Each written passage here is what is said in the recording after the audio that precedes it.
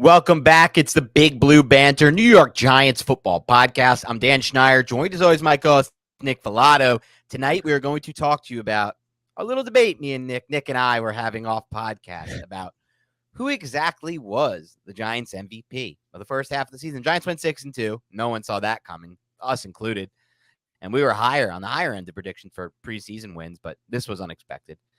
But who's the actual MVP? And we're not including, for this debate, the coaches. We were not including any of the coaches or any of the coaching decisions or any of the coaching, just players on the field.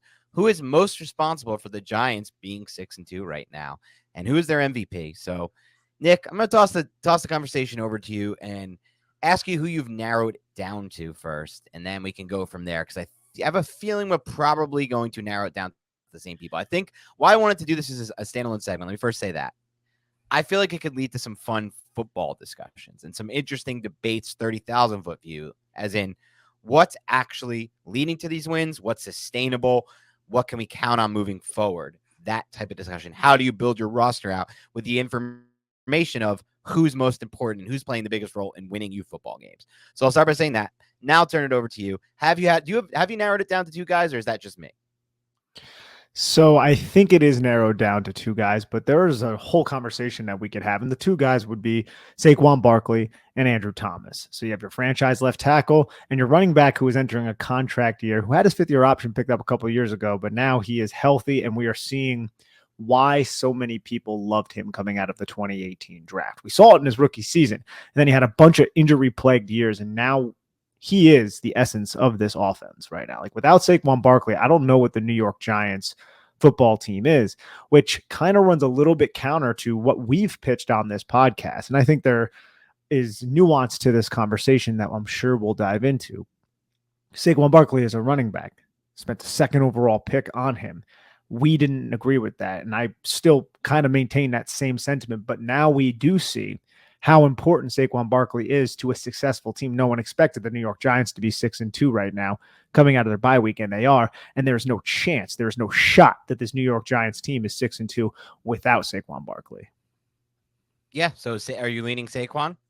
I am leaning Saquon right now, but we can get into some of the, who gets the bronze, who gets whatever the fourth award is a little bit later. But right now, I do believe the discussion is surrounded around Andrew Thomas and Saquon Barkley.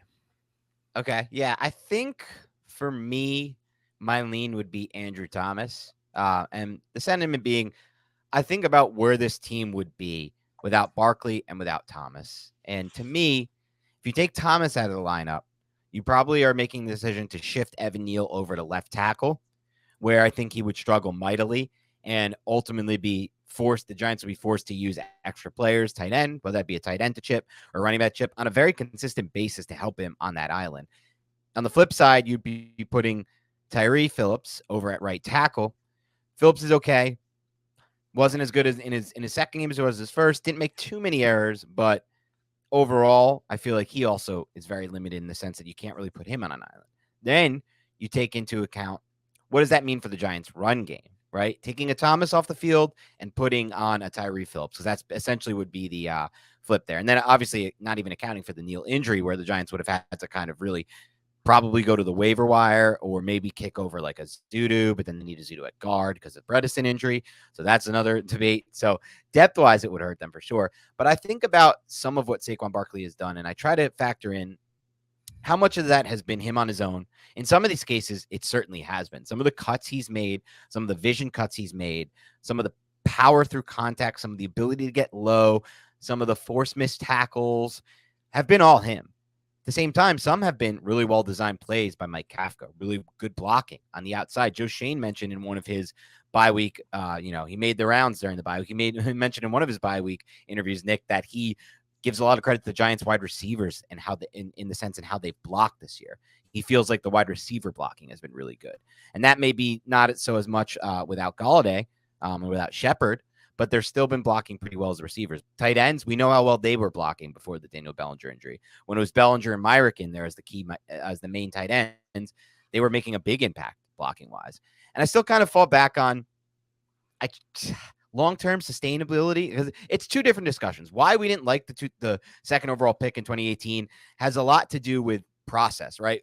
Dave Gettleman admitted he didn't take any calls for the pick, despite there being a ton of interest, as obviously we saw the Jets make a move up for a quarterback.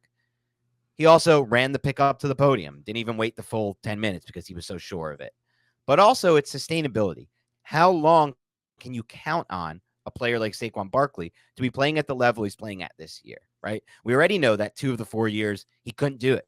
He got injured, whether that be bad luck or whatever it is. He got injured and he wasn't able to be this guy. Last year, he tried to play through the injury. It was a mistake. He played terrible football, and he was not the guy he is now. You can blame the blocking if you want to, but that's wrong. The tape says the true story. He wasn't the player he is now. I actually think he's playing better than he is his rookie season, personally, from the little nuance of the game. Mainly the mental processing and the vision is just somehow taking a huge step forward. And then the key is the pass blocking is night and day from his rookie season to now. You're not even watching the same player in pass protection. It feels like when you watch Barkley film from 2018, if you look back on that versus you look at the film now in pass protection. But then it becomes how long can he be that player for, right? Because the Giants, I think, Nick, are most likely leaning toward re-signing him. And then it becomes, well, can he defy average shelf life? Average shelf life for a running back is they fall off around the midpoint between 26 and year 20 when you're age 26 and age 27. That's the average. Now, some people break that mold. Derrick Henry is going to break that mold probably for however much longer he can go for. In the past, plenty of backs broke that mold, but that's really why I don't think it was wrong of us to feel that way about that pick at the time, because we were factoring other things. We were factoring in long-term roster health and long-term roster construction. But as far as who's the MVP now, that's where it gets more interesting to me, because I do think, in a sense, Barkley's had more help than Andrew Thomas, if that makes sense. Thomas is left on his own there, and he's forced to be that rock that he's been every single down. And he's, in a lot of ways, in my mind, I know it doesn't get talked about a lot, Nick, but in a lot of ways, part of the reason Daniel Jones has played some of his best football this year is because he knows that he has this version of Andrew Thomas on his left side. And everybody points to, oh my God, his receivers are so bad. He has the worst situation. Well, I can think of a lot of quarterbacks who don't have the highest graded left tackle protecting them on an island from their blind side every week. So to me, I feel like Barkley has done a little bit more. Barkley is because of Kafka and because of the offensive line and the tight ends and the receivers and the blocking, and more so than Thomas, who's just on an island, left on his own, and forced to resort to his own resources. I think there are great arguments on either side, and that's why we wanted to turn this into its individual podcast. But I'll say this too, and this has been pointed out by Brandon Thorne and a lot of other offensive line gurus, that the scheme the New York Giants have run a lot this season. Now, the last couple games, not as much, but it's benefited the offensive linemen because it was so much play action bootleg, where Andrew Thomas is basically just selling a reach block and then Daniel Jones is rolling to the opposite side or something. And that's benefited Andrew Thomas, that type of blocking scheme, that type of offensive approach. And that offensive approach is dictated on Saquon Barkley, because the defense has to account, and they're overplaying the fact that the Giants have Saquon Barkley. So even the fact that Andrew Thomas is having maybe an easier time than other offensive linemen because there aren't as many true pass sets, that's because the defense has to focus on Saquon Barkley, which allowed that play action bootleg game to thrive through that, 3 or 4 game stretch. That's fair. And I think about that, and I think about like the key drive of this season right now, right? It's that 11 play, or I think it was I don't remember the exact plays, that 88 or 92, the drive against the Packers when Barkley got hurt. Yeah. Right. I don't remember what it was. Yep. It might have been 92 yards. It might have been 88, whatever. The key factor is Barkley got hurt on that drive, came off the field, and the Giants were still able to go all the way down the field and score a touchdown. If Andrew Thomas is hurt on that drive, right, and the Giants forced to shuffle that line, kick somebody over to left tackle, move a new right tackle, is that the same result? I almost feel like on that drive specifically, and on some of these plays, and just overall, losing Thomas might have been more important than losing Barkley. It's an excellent point too. And I think this also gets into another conversation.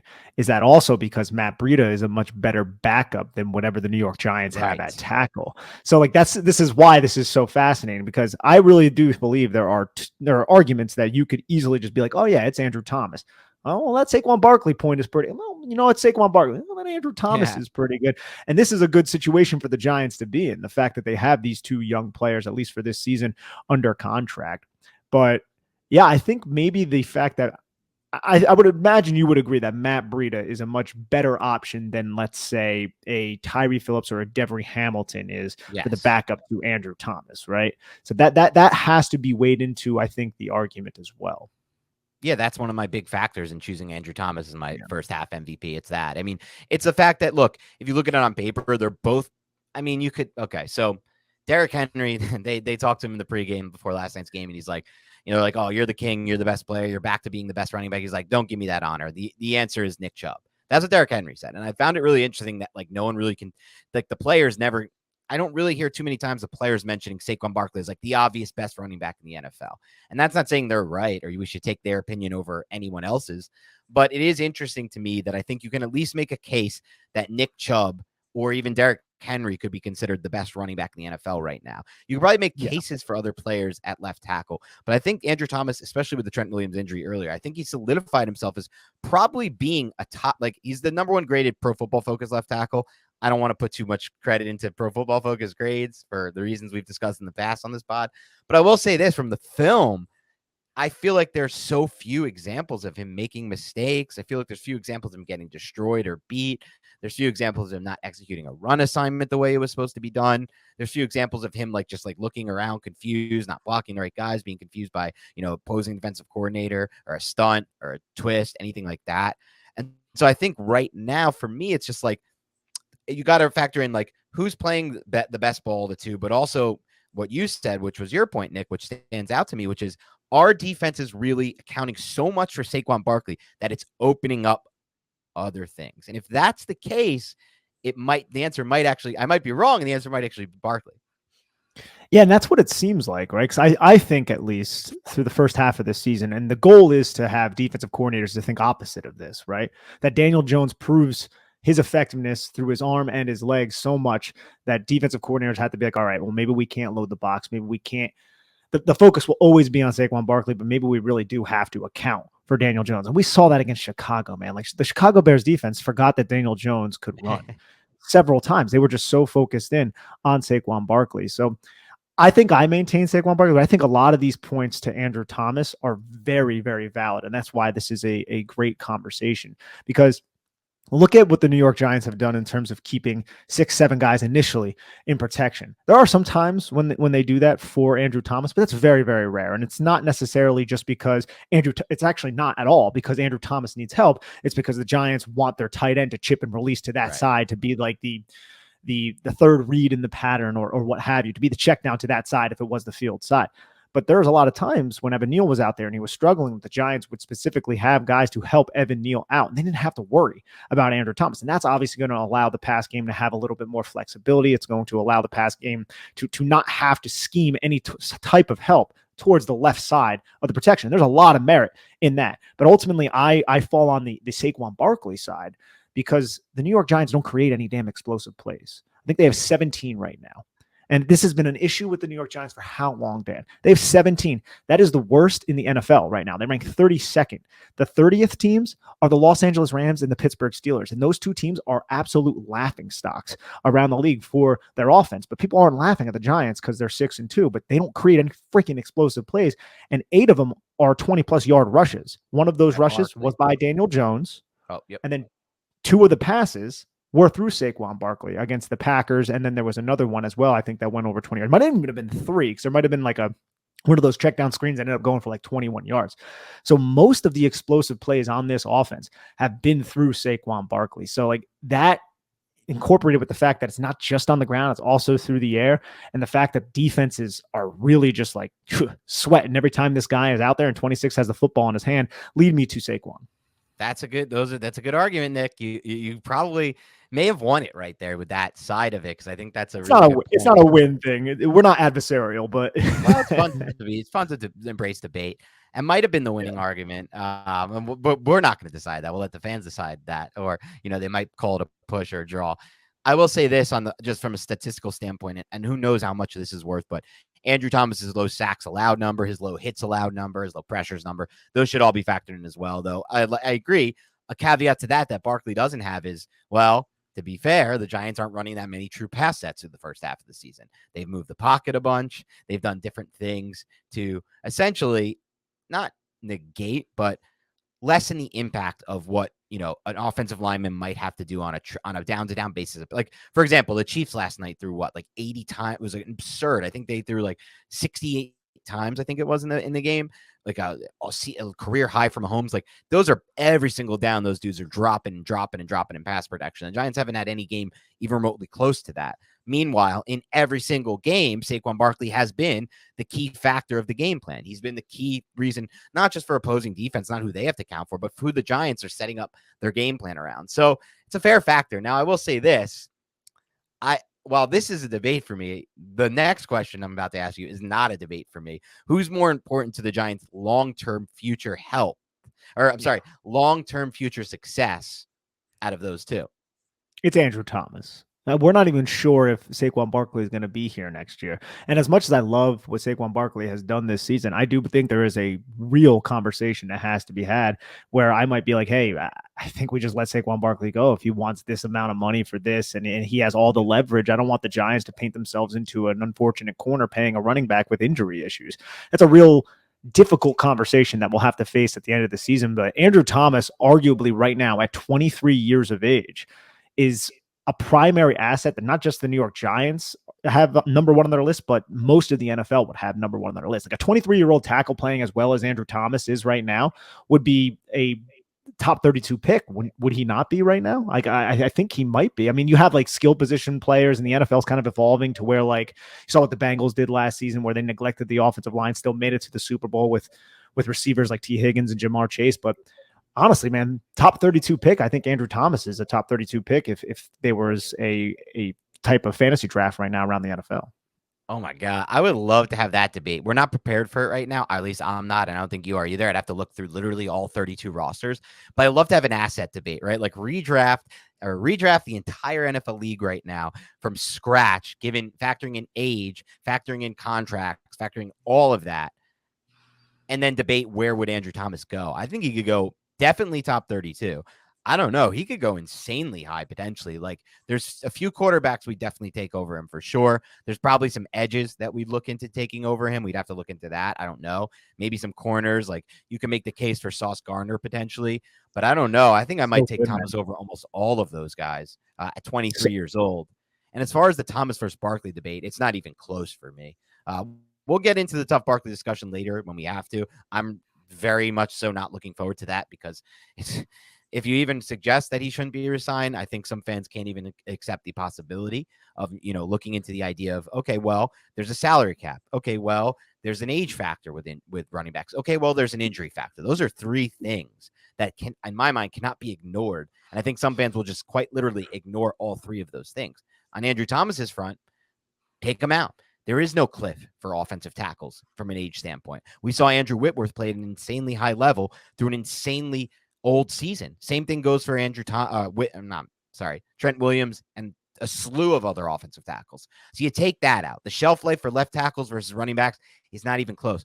I also think, man, this is a unique situation, and you made a great debate, and you made some great points for it, Nick. But overall, long-term, on most NFL teams, especially if you can eventually develop what we need to be a consistent Super Bowl contender, and what's that, Nick? A consistent drop-back pass game. That's what we're going to need. As we saw last week, the Jaguars took away what the Giants wanted to do schematically. I mean, not the Jaguars. Sorry. Why did I say the Jaguars? Already blanking on the Seahawks. Jesus, that was terrible. That's bye week for you right there. The Seahawks took away what the Giants wanted to do. We'll see if the Giants should be able to counter it. But in a playoff game, if the Giants' offense was exactly what it was in the first half for the most part, that with a full playoff game, a defense coordinator can probably just take that away too. What you really need long-term is the drop-back passing game, the consistent pass plays, consistent. So from that standpoint, a running back is way less important than a left tackle long-term. And Saquon Barkley is way less important than Andrew Thomas long-term. I also still believe you can get a really good running game if you have a really good offensive line. I've seen it play over in the NFL over and over. There's just so much talent at running back, dude. You can find the Tony Pollards in day 3. You can find the Dameon Pierces in day 3. Dameon Pierce is an absolute stud who we spoke highly of. I went back and I listened to our Pierce podcast, by the way. Not to take victory lap and toot our own horns, but that was a damn good pod, dude. We love that dude, and we called that one. But you can still build out the offensive line, have a really strong run game, and then cycle in talents on day 3. You can't do that at left tackle, right? There is no Andrew Thomas. You can't get an Andrew Thomas at the Damian Pierce level. Okay, Terran Armstead, it happened one time with the Saints. That's not happening for a long time. It hasn't happened since, and it's not going to happen again. I mean, Jordan Mailata, whatever. You can find sometimes, but like it's not even close to the same level of frequency as the left tackle position. So longevity and also just general impact. I still think now this team is unique with Barkley, but overall, long term, a left tackle makes a bigger impact than a running back. Yeah, I don't even think that's up for debate in terms of the longevity. I'm speaking on Barkley's behalf, obviously from MVP for this season, and For this that's why year, there's right? this. Yeah, there's this huge dichotomy in my brain though, because if this guy is our MVP, which I think he is, and here I am saying, I don't think we should resign him. There is a dichotomy there that doesn't necessarily lead towards, I would say, like you would imagine that it's not the most rational thing to say, but I think it's completely rational given all of the parameters that you laid out just like 5 minutes ago. Yeah, exactly. It's going to be a tough debate that we'll have to have this offseason. It's an interesting one. I think the Giants will re-sign Saquon Barkley. I'm pretty confident in it just from hearing things and feeling things out.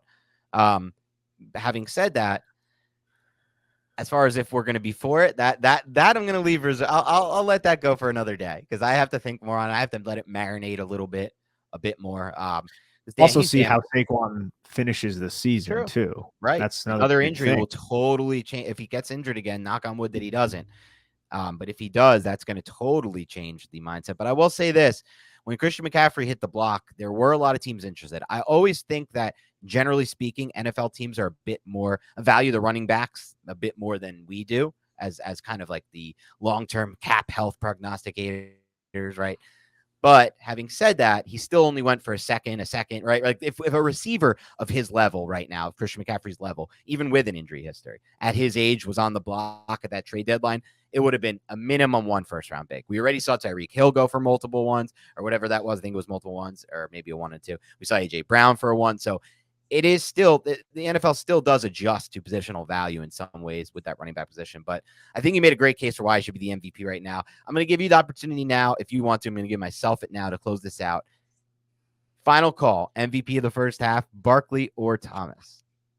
For me, it's Saquon Barkley for all the reasons I laid out before. Just he's too important to this offense, and the passing attack, while it's not the most explosive, the reason why they've had some success is because of the rushing attack and the defense trying to shut down the rushing attack. And also, a lot of these come from behind victories. It wasn't just Daniel Jones slinging it. Daniel Jones can sling it sometimes, but a lot of it was no slinging.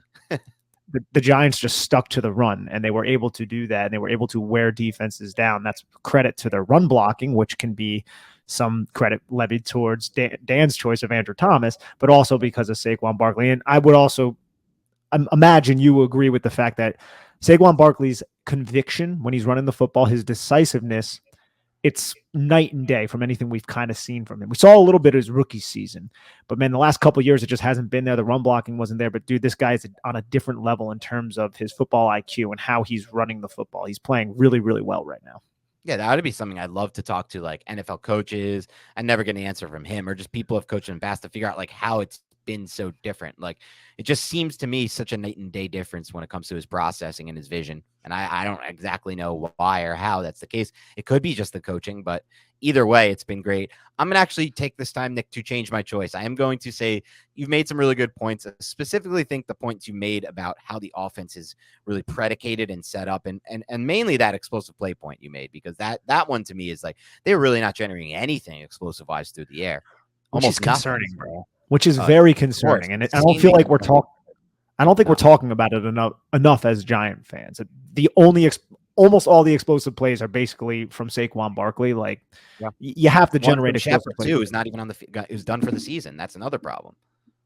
Exactly. And I think there was like one to David Sills on like a deep dig route, one to Richie James on a deep over. I think in the second half, if we're going to look forward a little bit in the second half, we're going to see a lot more Wan'Dale Robinson downfield. Maybe it's going to start against the Texans. We'll get into that on our pregame preview, but they run a lot of too high. What did Daniel Jones miss last week? Wan'Dale Robinson streaking against a middle linebacker, splitting the safeties with 2-9 routes, basically 3 vertical against a 2-high defense. He had Wan'Dale, but he checked it down, which is fine. That wasn't one of his more egregious misses. But if he was a little bit more patient, he would have realized the mismatch and more than likely would have had Wan'Dale Robinson. I think the Giants are going to try to go back to that well against Houston, who just loves freaking cover 2. Yeah, man. Look, dude, you can't. It's never going to be perfect for a quarterback there. Like for that exact, I was thinking about that route, that the one that comes to my mind. I mean, you've put that ball out there with anticipation and take a shot. You're connecting on that throw. I know it's hard in the moment and things like that. I don't want to knock Daniel Jones too much for it, but those are the shots where we need him to take in the second half. We want to be a different kind of offense. We want to be a team that can win games against the best teams too. And they have already beaten some solid teams, Titans, Ravens, but you want to get an upset against the Eagles. We're going to need to take some shots and some hole shots, especially. That's the thing that stands out to me. I've seen very few tight window hole shots against zone from Jones really throughout his career, and this season as well. And again, I know the receivers are an issue. Just trust me. Don't think that's lost on me. I'm not blaming this on him or anything like that. But regardless of who's to blame and whatever, we need it to happen, right? You need that to win football games. We can't rely on this current blueprint because this blueprint was taken away so easily by a defense in the Seahawks who A, are not that insanely talented, but B, were just insanely disciplined, right? And they just came with a game plan, knew exactly what they want to do. Okay, we're not going to let Saquon Barkley beat us, and we're not going to let Daniel Jones beat us with his legs. What else can they do? And that's the problem. Is I don't know why other teams wouldn't just purely mimic that from this point on, because it works. It definitely works. And I'll say this too, and this isn't just us kicking Daniel Jones while he was down after a bad game, but the plays were there last week. Like Mike Kafka, it wasn't really a fault of Mike Kafka. Maybe you can argue the adjustments weren't as prevalent early on, but in the second half, there were deep shots that were dialed up against the right coverage, excellent routes by Darius Slayton specifically. And the ball should have been put out there, and it just wasn't. And even in a game where the New York Giants looked hapless and it was not the best effort, and Seattle's defense played really well, there were still designed routes that took advantage of that coverage. We just need, like you said, man, that football to come out. And on none of those routes, the key thing for me, Nick, was on none of those routes that you referenced, the offensive line was the issue. On none of those, we can't say, oh, well, you know what? The pass protection just broke down. No. The pass protection was more than fine by far on those routes. And so that's that to me, because again, to be the best, to be at that level, the Super Bowl level of quarterback play, you have to throw with anticipation on a consistent basis. We've seen flashes of Jones' ability to throw with anticipation, but it's got to become more consistent. And I think it will as he gets more time within the system. And I think part of it is, a smaller part of it to me is trusting the receivers to create the separation, but anticipation is mostly on the quarterback. Anticipatory throwing, as we're seeing now with Tua Tagovailoa. Look, it was not a prospect I love coming out, Nick. We've discussed him off pod a bunch, but I've obviously had the chance to watch more film this week with the Giants on a bye, and I watched the tape of their game against the Bears, Chicago. And man, dude, he's throwing with a lot of anticipation on a lot of these throws, man. And he took a whole shot against the coverage that I seen maybe Mahomes and Allen throw this year. On a consistent basis, I do not see quarterbacks may even attempt that throw against that kind of coverage. And it's a tight window, and you got to throw it before the receiver's out of the break. And so, I mean, that's what we're going to be looking for in the second half. At least for me, the evaluation on Jones continues through, and I'm happy Joe Shane said that as well. He's not like, oh, he had 4 good games, we're re-signing him immediately. He's like, no. This evaluation goes throughout the whole season. Good on him, by the way, for saying that. Yeah, it's the only way to operate, if you're asking me. Now, those are the clear-cut 2 guys, Saquon and Andrew Thomas. If there is somebody to earn the bronze, who would it be for you? Okay, so first I did want to finish and say Barkley is now my pick. I've come around. Gotcha. I said my early lean was Thomas. Nick, you made a really good case. Barkley's my pick. So both Nick and I have Barkley MVP. The bronze medalist, the guy who would come in next, without a doubt for me, at least, is none other than Dexter Lawrence. And to me, it's not even close. Anyone else? Yeah, I'm right there with Dexter Lawrence being the guy. I think there are a lot of valuable assets on that defense. I think Xavier McKinney is a valuable asset. We might feel the pain of him not being there now that he hurt his hand. I think Julian Love is valuable. I think Adoree Jackson is very valuable. But Dexter Lawrence right now with 26 pressures and 4 sacks through this season, and just how he took over the Bears game and how he has that ability to take over games, I would have to say he is definitely the 3rd runner-up for team MVP through the first half of the season. Yeah, man. Even the little things with Dex they deserve to be shouted out, and belong in the conversation. Like when he stays so squared to the line of scrimmage and has like a two-way and beats the block and makes the play in the run game, or when he does those plays where he like chases down the quarterback or the outside runner sideline to sideline and somehow makes the tackle at 340 against like a 200-pound athlete. Or 220-pound athlete. Those are the plays too that stand out to me. Some of those have saved drives by forcing punts. Some of those have led to, turnovers or later in the drive or just not, or, stops straight up. So Dex Lawrence would be number 3 for me. He'd get the bronze medal for sure. And I think ultimately moving forward, like you said, the Giants have a lot of young pieces, a lot of interesting assets we weren't necessarily so sold on before the year as being as good as they are now. And that's a really good sign. But to close this bad boy out, Nick's got Barkley, I've got Barkley. And so for the first half of the season, MVP Saquon Barkley.